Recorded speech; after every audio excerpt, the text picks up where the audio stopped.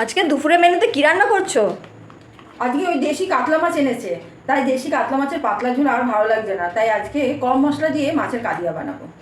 নমস্কার বন্ধুরা, আশা করি তোমরা সবাই ভালো আছো। জানো তো, আমাদের বাড়ি কারো পছন্দ পাতলা ঝোল, আবার কারো পছন্দ কালিয়া, তাই সবার মন রেখেই অল্প মশলা বানালাম দেশি কাতলা মাছের কালিয়া। প্রথমে ভালো করে মাছগুলো ধুয়ে নুন হলুদ সর্ষে তেল দিয়ে মাখিয়ে রেস্টে রেখে দেবো। ওদিকে একটা শিলনোড়ায় অল্প রসুন আদা বেটে নেবো। তেল গরম করে মাছগুলো এপিট ওপিট করে ভেজে নেবো। এরপর ওই তেলে লম্বা লম্বা করে কেটে রাখা আলু নুন হলুদ দিয়ে ভেজে তুলে রাখবো।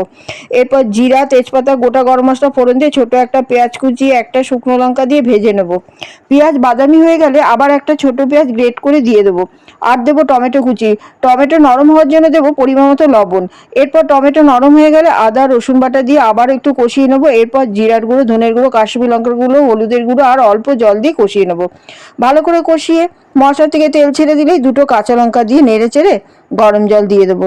ঝোল ফুটলে ভেজে রাখা মাছ আর আলুগুলো দিয়ে দেবো। এরপর আলু সেদ্ধ হয়ে গেলে গরম মশলা দিলেই রেডি কম মশলা দেশি কাতলা মাছের কালিয়া। ভালো লাগলে লাইক কমেন্ট শেয়ার সাবস্ক্রাইব করে দেবে। আজ আসি।